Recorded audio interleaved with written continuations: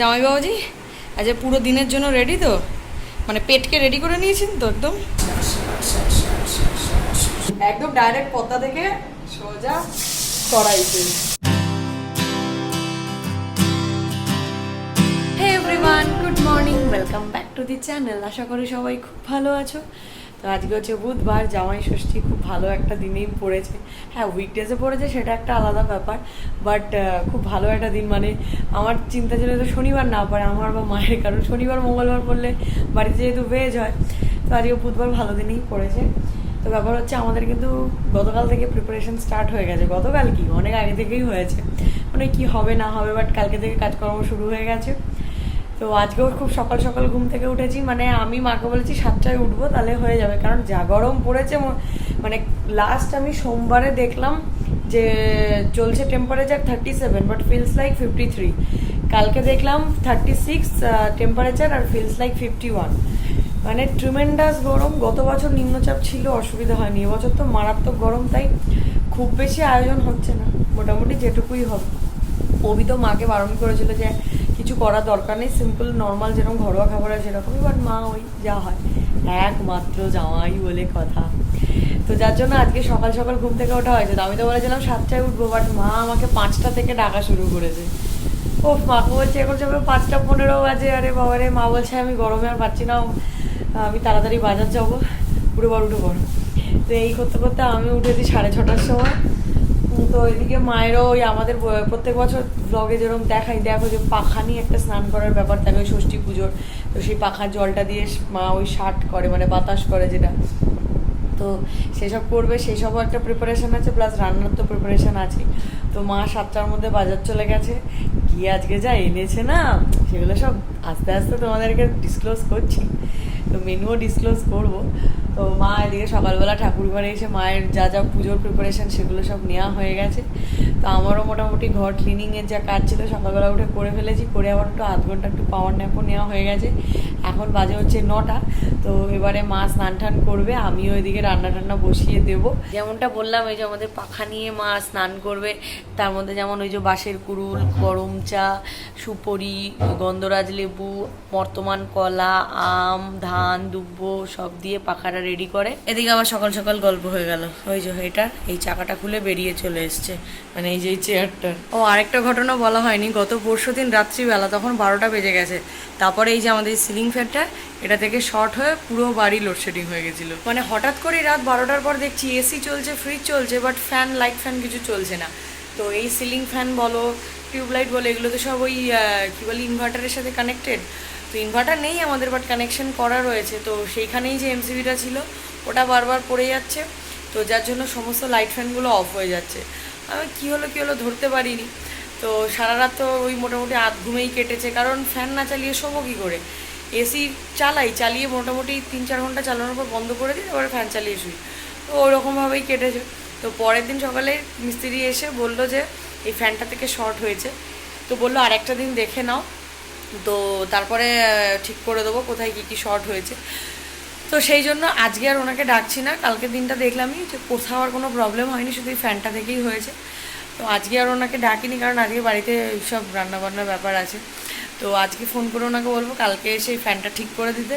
ভাগ্যে সেই স্ট্যান্ড ফ্যানটা ছিল, তাই এই যাত্রায় বেঁচে গেলাম। ওদিকে অভিও সকাল সকাল উঠে চলে গেছে ওই মিষ্টি দই আর কচুরি, সকালে ব্রেকফাস্ট এসব নিয়ে আসতে, কারণ আজকে যা লাইন পড়বে দোকানে। কালকে রাত্রিবেলায় গেছিলাম দই আনতে, বলছে দই সব শেষ। তখন কটা বাজে, রাত্রি 9টা 9:30 হবে। তো দই সব শেষ। আমি ওকে সকালবেলা তুলে, মানে অনেকক্ষণ ধরে ডাকতে ডাকতে জানোই ওঠে না, তো ওকে বলছি আজকের দিনটা ওঠ বাবা, উঠে তুই নিয়ে আয়, তারপরে এসে ঘুমা। তো ওকেও পাঠিয়ে দিয়েছি দোকানে আনতে। তো লাস্ট আমার এই যে আমাদের এই বেডরুমটা ক্লিন করার আছে, তো এটা করে আমি রান্না বসাবো। এই যে মা পাখা নিয়ে রেডি হয়েছে, আর আমাদের এখানে যে জোগাড় করা হয়েছে, পুকুর বানানো হয়েছে। এটা পুকুরেই মেনলি এটা স্নান করার নিয়ম, মাথায় পাখাটা নিয়ে, বাট কি আর করা যাবে, পুকুর তো আর নেই। তাই এভাবেই আমাদের বোরিং, মানে সাবমার্সাল চালিয়ে বোরিংয়ের কলের জল দিয়ে মা স্নান করে।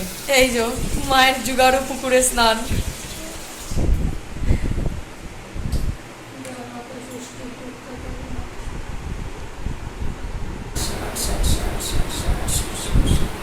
বাবাকেও একটু শাট করে দিচ্ছে, যাতে বাবা একটু তাড়াতাড়ি সুস্থ হয়ে যায়।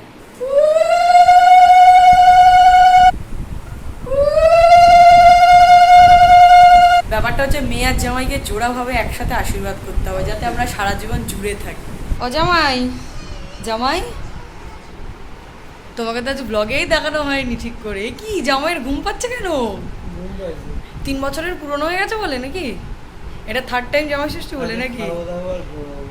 অফিস থেকে ছুটি নিয়েছে বলে কথা। হ্যাঁ, ফুল ইউটিলাইজেশন নাকি? আজকে দিন তোমারে নাম। চলো ওই যে ব্রেকফাস্ট রেডি।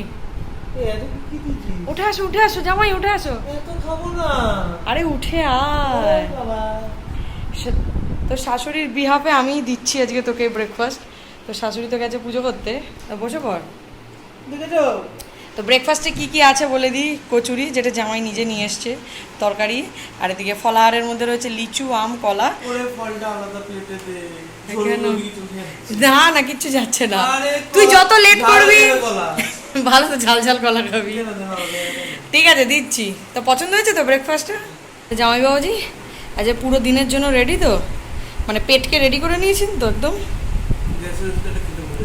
এ রাম, ঠিক আছে, ব্রেকফাস্টে তো হালকা ফুলকাই হলো, এবার লাঞ্চের আগে খেয়ে নেবেন, তাহলেই হয়ে গেল। আজ আপনার পছন্দের এসছে কিন্তু একদম বড় বড় দাগা দাগা পিস, বর্ষা স্পেশাল, গরমেই চলে এসছে।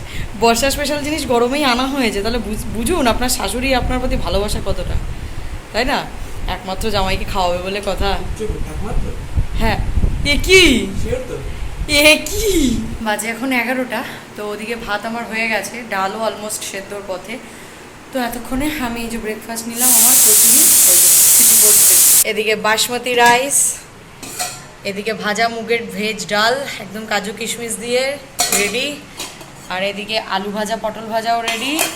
আজকে দেখেছো সাইজ, খালি ডিম ভরা, একদম একদম ডাইরেক্ট পদ্মা থেকে সোজা কড়াইতে স্নান করে গেছে। হাতে কি বোঝা তো যাচ্ছে আমি কাজ করছি একদম, না তোর মতন তো না, এসে ঢুকে বসে আছি। ঠিক, এটা কি করার জন্য বেরোলো।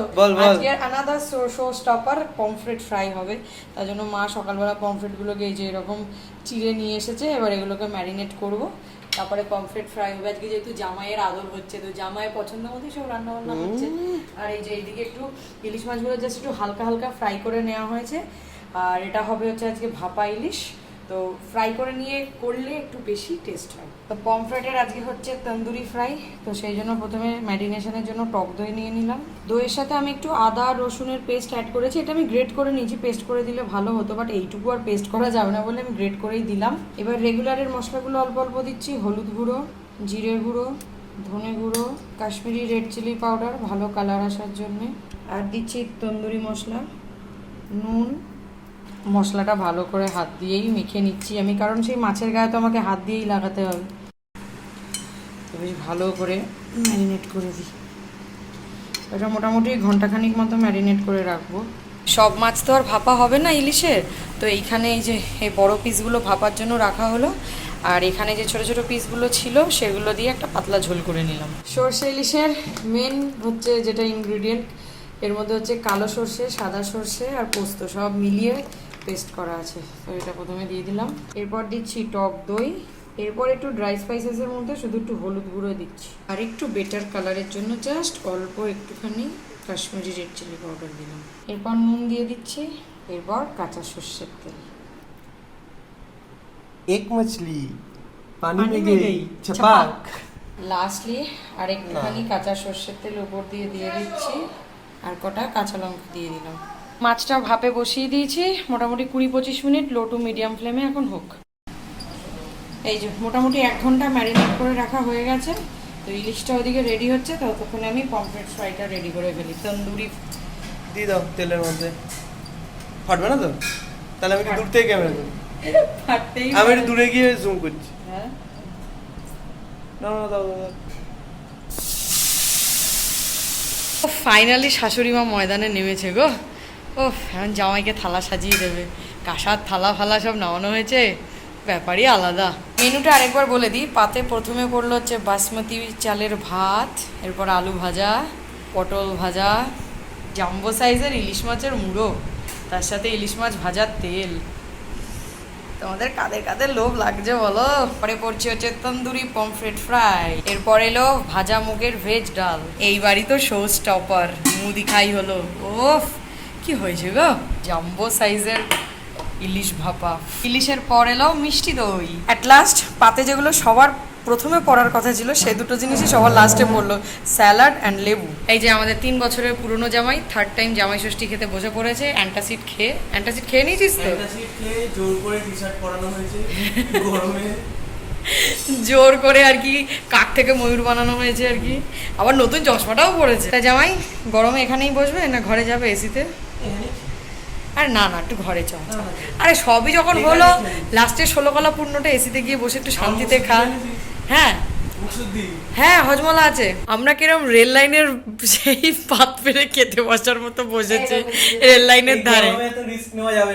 হ্যাঁ ও আচ্ছা, এখানে ভাগাভাগি চলছে মায়ের আর আমার মধ্যে। তো মা আর আমি ওকে মাঝখানে বসিয়ে পাহারা দিয়ে খাওয়াচ্ছি যাতে আমাদের জামাইকে কেউ হাইজ্যাক করে না নিয়ে যেতে পারে, তাই না?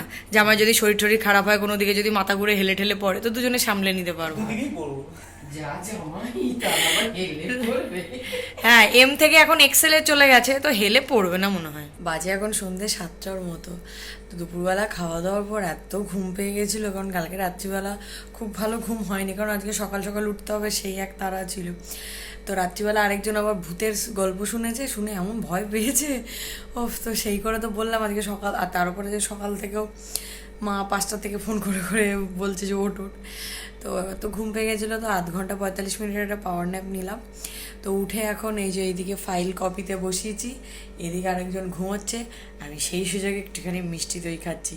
আমাদের এখানে না এই দোকানটায় আশীর্বাদ বলে একটা দোকান আছে, সাদা সাদা মিষ্টি দই বানায়, দারুণ খেতে হয়। তো দুপুরবেলা দইটা আর খাওয়া হয়নি, মানে এতটাই ওভারলোড খাওয়া হয়ে গেছিলো, মানে এত জাম্বো সাইজের একটা ইলিশ মাছ, পমফ্রেট সব খেয়েছি। আমি মাছ জেনারেলি খাই না, বাট পমফ্রেটের এই ফ্রাইটা আর ইলিশের এই সর্ষের এই প্রিপারেশনটা হলে আমি আর ছাড়তে পারি না। তো তখন আর খাওয়া হয়নি, এখন একটু সন্ধ্যেবেলা ঠান্ডা ঠান্ডা একটু দই খাই। তো বাজে এখন 8টার মতো, তো রেডি হয়ে একটু বেরোচ্ছি, বিশাল একটা জায়গায় যাচ্ছি, মাকে নিয়ে ডাক্তারের কাছে। তো এ তো দারুণ ঘুম দিল। তা বল এবার সবাইকে খাবারগুলো কেমন খেলি? চেটে পুটে তো সাফ করে খেয়েছিলি। প্রত্যেকটা খাবার অসাধারণ, অবিশ্বাস্য, অতুলনীয়। অবিশ্বাস্যটার মানেটা কি হলো? বিশ্বাস করা যায় না এত ভালো টেস্ট। ওটাই তো বলছি, ভাগ্য করে একটা বউ পেয়েছি।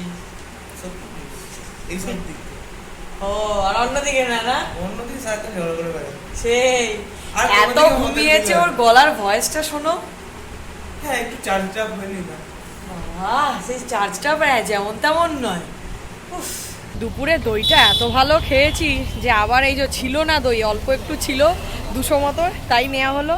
আর কত মিষ্টি নেওয়া হলো। এটিএম এসেছিলাম, ওটা দরকার ছিল, কিন্তু হঠাৎ করে দেখো ঝিরঝিরে বৃষ্টি নেমে গেল। এখন তাড়াতাড়ি করে বাড়ি যাই। এমন বৃষ্টি হলো 5 মিনিট হয়েই থেমে গেল, বেকার বেকার জামাটা আধ ভেজা হলো। তো যাই হোক, বাইক নিয়ে তো বিশাল জোরে আসা হয়েছে। তো জোরে আসা হয়েছে মানে বেশি স্পিডে আসা হয়েছে। কোথায়? এখানে গ্যারেজে। বৃষ্টি থেকে বাঁচতে? হ্যাঁ, বৃষ্টি তো বন্ধ হয়ে গেছে। তো যাই হোক, গ্যারেজ করে দিয়ে মায়ের হাতে সব জিনিসপত্র দিয়ে বাড়ি পাঠিয়ে দিয়ে এবার আমরা যাচ্ছি। সারাদিন খাওয়া দাওয়ার পর জামাই এখন সর্বশান্ত হবে কোল্ড ড্রিঙ্কস খেয়ে। দুপুরে কাঁসার থালা থেকে রাতে নেমে এলো স্টিলের থালা। দুপুরে মাছের জাম্বো পিস থেকে, আরে হাতটা সরা, ভাপা সরষে ইলিশের জাম্বো পিস থেকে নেমে এসেছে রাতে পাতলা ট্যালট্যালে ছোট পিস। ও, আর এদিকে আমি খাচ্ছি শুধু ডাল আর ভাত। ডিনার সিম্পল করলে কি হবে, দইটা কিন্তু মাস্ট। দই খেলাম আবার পান খাবো না, এটা হতে পারে? মা আজকে আমাকে এটা দিয়েছে মিষ্টি পান। অবশ্য আমি মাকে বলেছি যে আমাকে আজকে মিষ্টি পান কিনে দাও, তো দারুণ লাগে খেতে। গুড মর্নিং এভরিওয়ান, আজকে হচ্ছে নেক্সট ডে। স্যার সকালবেলা অফিসের জন্য রেডি হয়ে বসে পড়েছে দুধ কমপ্লেক্স খেতে। কালকে এত খাওয়া দাওয়া হয়েছে, আজকে সকালে সিম্পল ব্রেকফাস্ট, আমিও এটাই খাবো ভাবছি। তো কালকে রাত্রিবেলা এত টায়ার্ড ছিলাম, প্রচণ্ড ঘুম পেয়ে গেছিলো, তো ব্লগ আর এন্ড করার কথা মাথাতেই ছিল না। তো আজকেও এখন আমার ঘুম কাটেনি, প্রচণ্ড ঘুম পাচ্ছে। তো আরেকজনের আজকে লাঞ্চের ব্যাপারটা দেখেছো, কালকে যা যা লেফট ওভার ছিল সব আজকে হয়ে গেছে। ও বলছে এটা অফিসে নিয়ে যাচ্ছি আমি, ভাই প্যাক খাবো নির্ঘাত আমি। তো মানে বলছে এত কিছু দিস না।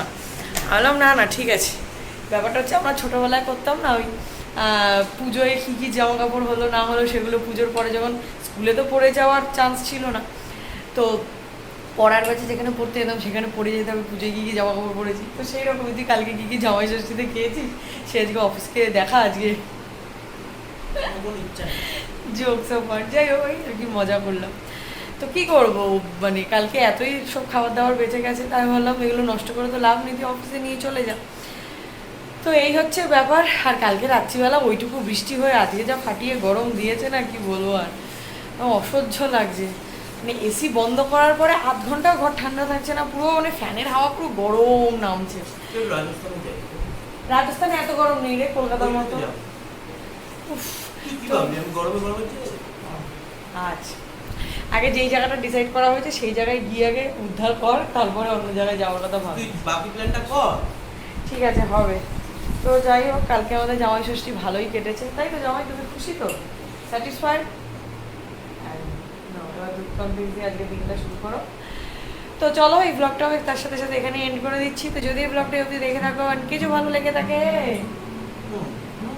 then please do like, share and subscribe to our channel, that is Life of Shayani. তোমাদের সাথে দেখা হচ্ছে নেক্সট একটা ইন্টারেস্টিং ব্লগে। ততক্ষণের জন্য tata, stay happy, stay healthy, stay with us, love you all.